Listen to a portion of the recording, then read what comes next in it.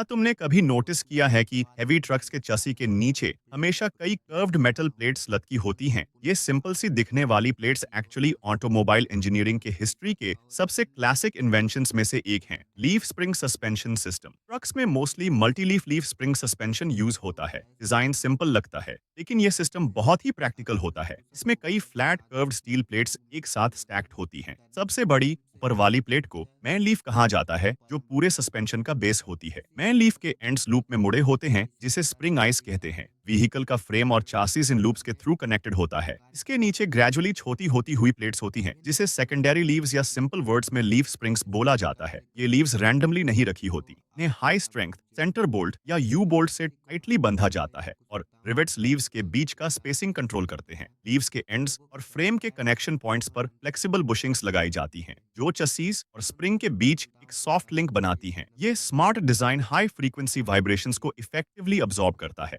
सवाल ये उठता है कि ये लीफ स्प्रिंग सस्पेंशन काम कैसे करता है? जब व्हीकल उनइवन रोड्स पर चलता है, तो व्हील्स के अप डाउन मोशन से जो इम्पैक्ट फोर्स आता है, वो एक्सल के थ्रू लीफ स्प्रिंग्स तक पहुंचता है। उस वक्त स्टील लीव्स इलास्टिक डिफॉर्मेशन से गुजरती हैं, बिल्कुल वैसे ही जैसे एक बेंट बैम्बू स्ट्रिप। ये स्प्रिंग इम्पैक्ट फोर्स को स्मूथ मोशन में कन्वर्ट कर देती है। रफ पैच क्रॉस करने के बाद स्प्रिंग्स अपनी इलास्टिसिटी के वजह से ओरिजिनल शेप में वापस आ जाती हैं। इस प्रोसेस में लीव्स की इलास्टिसिटी और उनके बीच का फ्रिक्शन मिलकर बची हुई एनर्जी को हीट के फॉर्म में डिसिपेट कर देते हैं। ये डुअल बफरिंग सिस्टम के दो मेन बेनिफिट्स हैं। एक तो चसी को डैमेज से बचाता है और दूसरा पैसेंजर्स को तावे पे बीन्स की तरह उछलने से बचाता है। लीफ स्प्रिंग्स की load bearing capacity directly depend करती है लीव्स के नंबर और थिकनेस पर। जितनी ज्यादा और मोटी लीव्स होंगी, सस्पेंशन उतना ही स्टिफ होगा और ज्यादा लोड कैरी कर पाएगा। जब ट्रक में हैवी लोड डाला जाता है, तो कर्व्ड स्प्रिंग्स फ्लैटन हो जाती हैं, मतलब लोड की पोटेंशियल एनर्जी उनमें स्टोर हो जाती है। जब ट्रक अनलोड होता है, तो स्प्रिंग्स अपनी ओरिजिनल कर्व्ड शेप में वापस आ जाती हैं। अब कुछ लोग पूछते हैं, जब कॉइल स्प्रिंग और एयर सस्पेंशन जैसे मॉडर्न सिस्टम्स अवेलेबल हैं, तो ट्रक्स में अभी भी लीफ स्प्रिंग क्यों यूज होता है? सिंपल आंसर है reliable, durable, low cost, easy maintenance और सबसे इंपॉर्टेंट ज्यादा लोड कैरिंग कैपेसिटी।